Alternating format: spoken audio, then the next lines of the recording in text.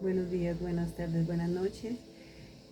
Bueno, hace tiempo que no subía videos, pero sentí el llamado de Dios para hacerlo. Primeramente porque tuve un sueño muy revelador y es que en el sueño yo podía ver un portarretrato y veía al novio posando para la foto como abrazando a la novia, pero la novia no estaba.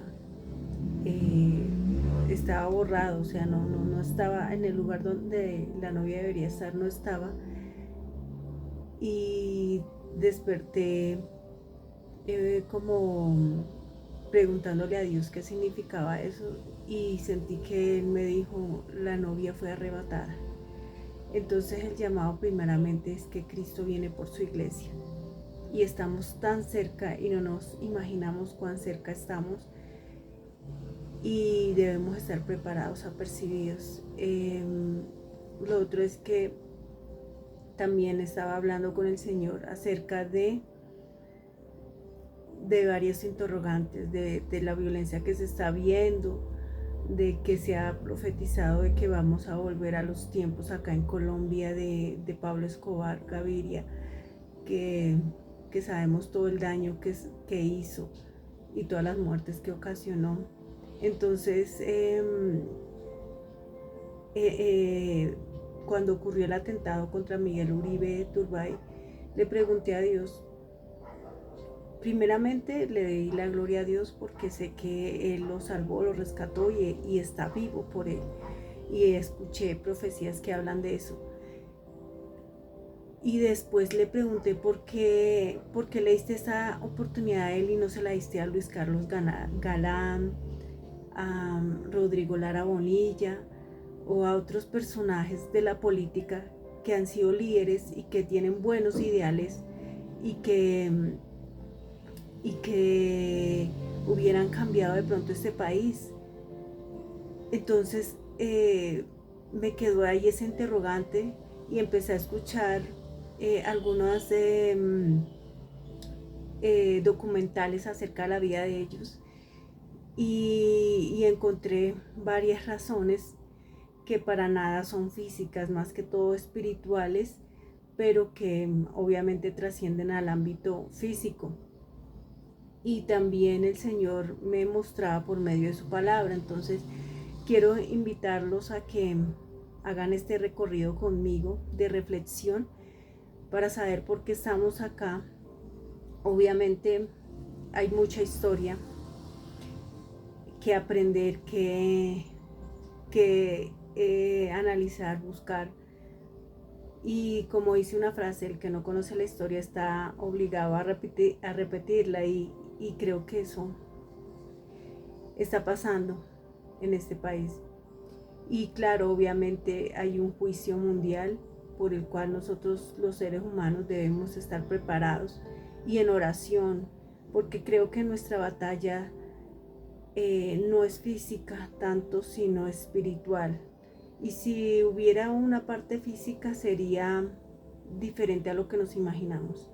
Nuestra batalla no es contra sangre y carne, dice la Escritura, sino contra potestades, gobernadores de las tinieblas, hueste de maldad. O sea, nuestra batalla es espiritual, nos está diciendo Dios. Y entonces empezó como algo dentro de mí a preguntarse y de la misma forma a responder, sé que es Dios y sé que es su sabiduría y también su misericordia. Y me di cuenta de que hay unos requisitos para los que iban a ser obispos dentro de la iglesia o los diáconos. Entonces empecé a leer los requisitos que ya les voy a narrar, porque está en 1 Timoteo 3, del 1 al 13, y dice, palabra fiel, si alguno anhela obispado, buena obra desea, pero es necesario que el obispo sea irreprensible, marido de una sola mujer, sobrio, prudente, decoroso, hospedador, apto para enseñar, no dado al vino, no pendenciero, que quiere decir conflictivo, no codicioso de ganancias deshonestas, sino amable, apacible, no avaro, que gobierne bien su casa, que tenga a sus hijos bajo sujeción con toda honestidad, pues el que no sabe gobernar su propia casa, ¿cómo cuidará de la iglesia de Dios? No un neófito, que quiere decir una persona que está empezando y conociendo el Evangelio. No sea que envaneciéndose caiga en la condenación del diablo. También es necesario que tenga buen testimonio de los de afuera para que no caiga en descrédito y en lazo del diablo. Requisitos de los diáconos. Los diáconos asimismo deben ser honestos, sin doblez, no dados a mucho vino, no codiciosos de ganancias deshonestas, que guarden el misterio con limpia conciencia, y estos también sean sometidos a prueba primero, y entonces ejerzan el diaconado, si son irreprensibles. Las mujeres asimismo sean honestas, no calumniadoras, sino sobrias, fieles en todo. Los diáconos sean maridos de una sola mujer, y que gobierne bien sus hijos y sus casas, porque los que ejerzan bien el diaconado ganan para sí un grado honroso y mucha confianza en la fe que es en Cristo Jesús. Amén. Bueno, Señor, te pido que tomes el control de mis palabras, Señor, y seas tú hablando, usando mi boca, mis sentidos. En el nombre de Jesús los cubro con la sangre de Cristo, y que este mensaje llegue a esas personas que debe llegar, en el nombre de Jesús. Estos requisitos eran para ejercer el ser obispos o diáconos, líderes en la iglesia. Y me pregunté, si estos requisitos eran para ser líderes en la iglesia, ¿cuánto más no se necesitarán para ser líderes en un país? O sea, si estos requisitos debería tenerlo todo líder. Y para sorpresa mía, cuando investigaba estos documentales, veía muchas falta de valores. Ninguno de estos era un hombre de valores cristianos. Y cuando hablo de valores cristianos, me refiero a valores bíblicos, confrontados con la palabra de Dios. Eran hombres que tenían hijos por fuera del matrimonio. En algunos casos no los sustentaban financieramente, y en otros los sustentaban financieramente, pero no había afecto, no había amor, no había cercanía. Este es el caso de Luis Carlos Galán. Tenía un hijo mayor, el primogénito, con una mujer que era la empleada, era del servicio de su casa, y aunque lo ayudaba financieramente, nunca hubo esa cercanía, ese afecto, ese lazo entre padre e hijo. El otro caso es de Rodrigo Lara Bonilla también. En el caso de él no hubo ni cercanía, ni afecto, ni financiera. Y también investigaba pues un líder de izquierda, que es Carlos Pizarro. Él fue un poco diferente la historia, era un líder de izquierda. Bueno, pero para mí estos hombres tenían ideales que podían ser buenos, que podían ser cambiantes para un país. Dos querían ser presidente, uno era ministro de justicia. O sea, así no fueran lo mismo todos, pero querían ejercer un cargo alto dentro del gobierno. Y me preguntaba cómo los líderes de hoy en día y de esa época querían gobernar bien un país si no gobernaban bien su casa dentro de lo que se refiere a los valores bíblicos. Y pensaba, todo líder debería tener estos requisitos y ejercerlos. Y ya les voy a contar por qué.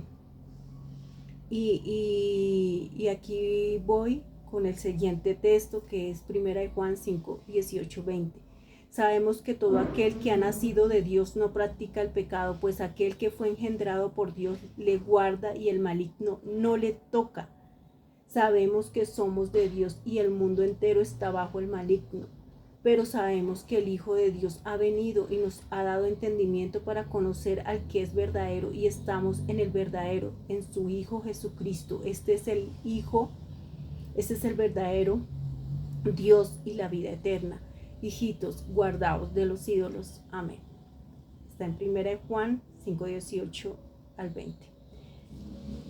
Entonces miraba que ellos tenían puertas abiertas, bien sea en el ámbito sexual, en el ámbito familiar, puertas abiertas, puertas espirituales abiertas, problemas sin resolver, charlas sin hablar,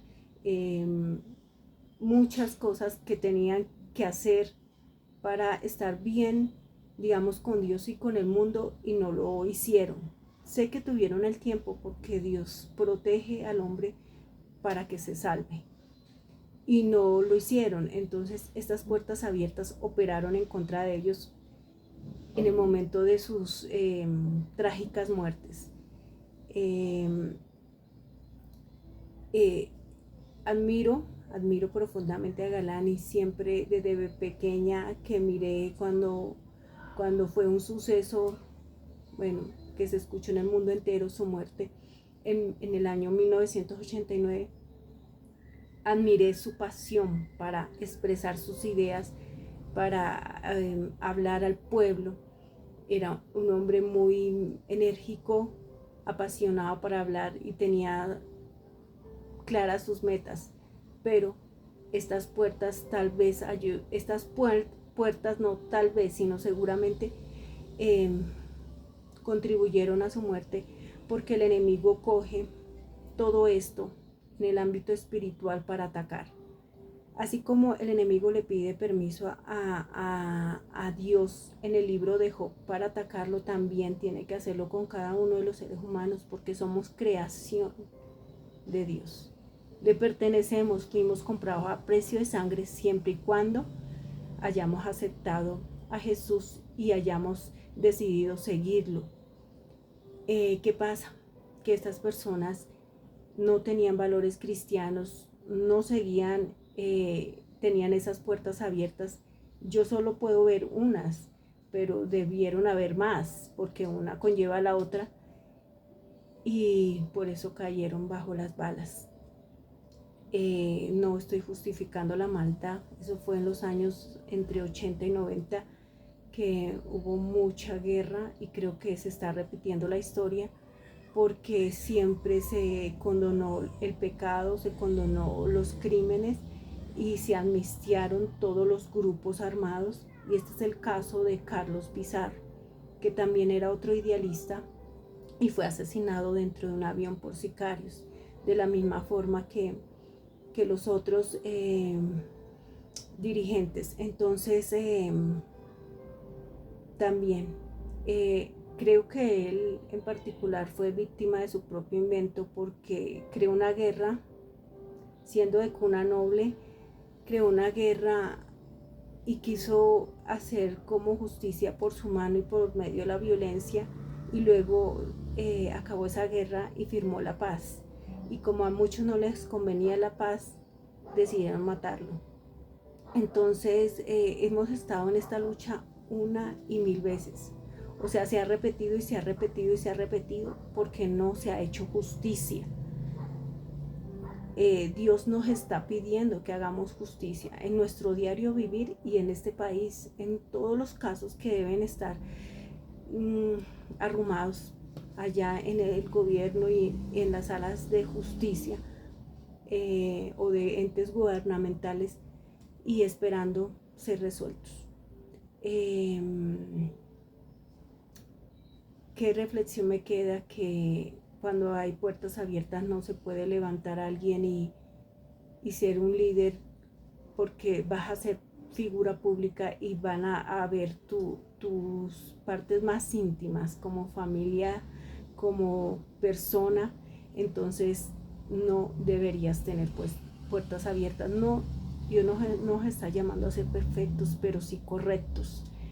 Y también hay mucha corrupción, obviamente, para todos estos asesinatos. hubo seguimiento, hubo estudio y hubo complicidad del mismo gobierno para que estos asesinatos, el de Carlos Pizarro, Luis Carlos Galán, Rodrigo Lara Bonilla y otros dirigentes fueran asesinados. Obviamente hubo corrupción, hubo compra de muchas personas cercanas a estas víctimas. Y eso también hasta ahorita se ve. ¿A qué nos está llamando Dios? A que oremos por Colombia. La guerra es espiritual. A que doblemos rodilla y oremos. Y pidamos justicia. Justicia por aquellos que han sufrido el terror de la guerra. Y también misericordia por lo que se viene. Pidamos justicia por las víctimas y familiares de estos personajes también. Y qué reflexión les dejo. Hasta el momento yo sé que Miguel Uribe está vivo porque Dios metió su mano, y también sabemos que es un hombre íntegro, que digamos que no es perfecto, pero es íntegro, y que así ha demostrado hasta ahora ser correcto. Pues ojalá se levante, y qué bueno que se levantara a gobernar, pero pueblo colombiano, no caigamos en idolatría, porque ni él ni nadie es perfecto, y si Dios lo tiene para gobernar, bienvenido sea, pero no lo idolatremos, porque a Chávez se idolatró y mire cómo está Venezuela. Entonces esa es la reflexión que me quedó de todo eso, que un líder para un país debería llenar los requisitos de los obispos y diáconos plasmados en Timoteo 3. Y cualquier líder, porque ahorita estamos viendo corrupción dentro de la misma iglesia cristiana, y todo de ahí para allá. Si este es el camino, digamos, si esto era lo más directo a Jesucristo, ahora imagínense el resto. Mucha idolatría. Y aquí el apóstol dice: hijitos, guardaos de los ídolos. Entonces no creas que si estás en adulterio, fornicación, alguna de estas cosas, nadie es perfecto, no te va a pasar nada. No van a decir que pasaron las cosas por estar en pecado, van a decir los sucesos tal como físicamente como se ven, pero hay un mundo espiritual operando a favor o en contra de nosotros según nuestras obras. La palabra de Dios dice: no se engañe el hombre, todo lo que el hombre sembrare, eso cosechará. Entonces les dejo esta reflexión porque pude ver ese retrato en ese sueño donde me decía Dios: la iglesia está pronta a ser arrebatada. Está pronta a ser arrebatada. Entonces, antes de eso tienen que pasar muchas cosas, tiene que haber un avivamiento, tiene que pasar muchas cosas tal vez no tan agradables, pero el tiempo de nuestra redención está cerca. Y la Biblia dice: alzaos y erguid la cabeza, porque nuestro tiempo de redención se acerca. Dios los bendiga. Cristo viene en breve. Estemos apercibidos.